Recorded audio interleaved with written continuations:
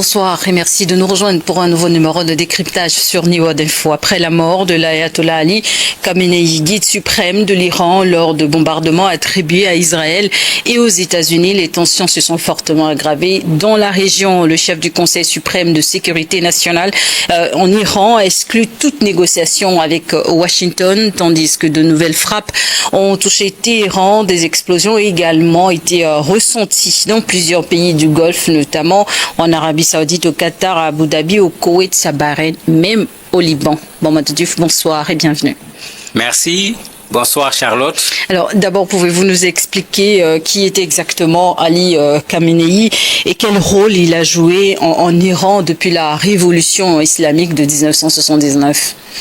Ali Khamenei est un compagnon de très longue date de l'ayatollah Khomeini, qui était le guide de la révolution iranienne, qui a porté la révolution et qui a été le premier guide. Et c'est lui que Khamenei a remplacé. C'est quelqu'un qui, très jeune, s'est battu contre le pouvoir des Pahlavis qui se trouvaient là-bas à l'époque. Son premier emprisonnement, c'était à l'âge de 16 ans. Pour vous dire que très tôt, il s'est mis à se battre contre le régime qui était sur place.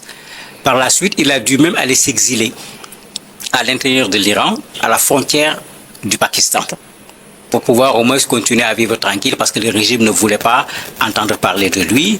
C'est avec la révolution qu'il est revenu au niveau de l'Iran comme un leader au niveau de cette révolution, continuer son compagnonnage avec Khomeini qui est revenu de France.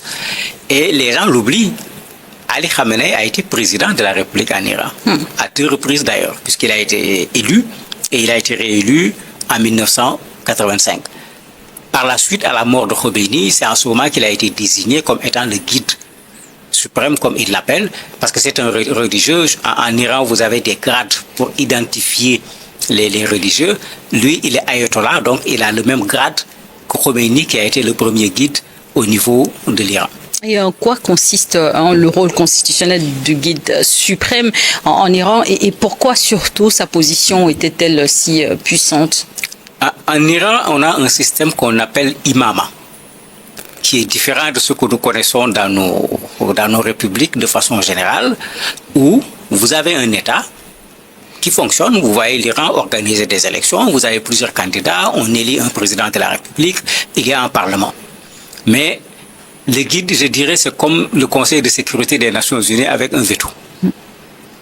Donc il a plus de pouvoir que tout ce qui existe sur place, parce qu'il peut décider d'une chose qui va être exécutée, tout comme il peut s'opposer à une chose que les gens veulent faire. Donc il a ce pouvoir un peu de validation de ce qui va être fait au niveau de la République islamique d'Iran. Il n'est pas seul, contrairement à ce que les gens pensent. Il a quand même tout un staff autour de lui, ce qui lui permet, sur les questions les plus importantes, son avis est écouté d'abord, avant que la décision ne soit prise d'un point de vue administratif. L'Iran, le pays, suit aujourd'hui des bombardements des États-Unis et Israël. Mais comment Khamenei, de son vivant, a-t-il façonné la politique étrangère de l'Iran, notamment envers ces 2 pays? Khamenei est le successeur de Khomeini. Khamenei est un compagnon de Khomeini. Il ne peut pas faire autrement que la ligne révolutionnaire. Et cette ligne révolutionnaire, on l'a vu, de 1979 à aujourd'hui, l'Iran n'a cessé de s'opposer en particulier aux États-Unis et à Israël. Et Khamenei a gardé cette ligne d'opposition par rapport à ces 2 pays. À l'intérieur du pays également, il a gardé cet esprit révolutionnaire, accompagné bien sûr par les gardiens de la révolution, par les Bassidji, etc. Puisqu'il y a tout un ensemble d'organisations à l'intérieur du pays qui veillent en quelque sorte sur la révolution. Son héritage est souvent résumé entre résistance et confrontation. Mais comment expliquer ces 2 termes dans le contexte actuel dans la région? C'est assez simple, puisque depuis 1979, l'Iran ne cesse d'être sous embargo, l'Iran ne cesse d'être sous menace, l'Iran ne cesse d'être attaqué directement ou indirectement. Indirectement, on les a obligés à faire la guerre à l'Irak plutôt, pendant pratiquement 10 ans. Et c'est les Américains qui étaient derrière Saddam Hussein que les Américains ont fini par exécuter eux-mêmes. De la même manière, ils ont tout fait à un certain moment pour créer une coalition de tous ces pays du Golfe qui sont autour de l'Iran, en leur disant que l'Iran est un danger pour vous.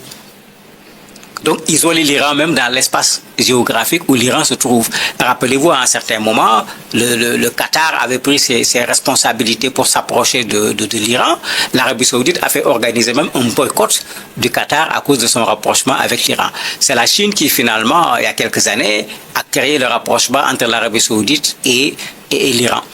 De l'autre côté, vous avez Israël, bien sûr, qui a tout le temps considéré que l'Iran veut détruire Israël. C'est le langage qui a été tout le temps tenu. Ils veulent avoir une arme nucléaire, etc.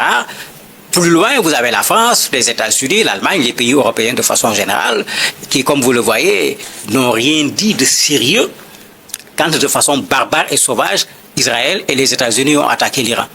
Puisque quelque part, ça les arrange parce que tous ces gens sont dérangés par d'abord le caractère islamique de la République islamique d'Iran, mais ensuite par ce caractère résistance de 79 à aujourd'hui, où ces gens n'ont cessé de dire non à toute forme d'impérialisme. Mais c'est pourquoi, effectivement, Khamenei plutôt a passé tout son temps à faire de la résistance. Mais pourquoi son régime en interne, ça aussi a souligné, était très sévèrement critiqué par de nombreux Iraniens?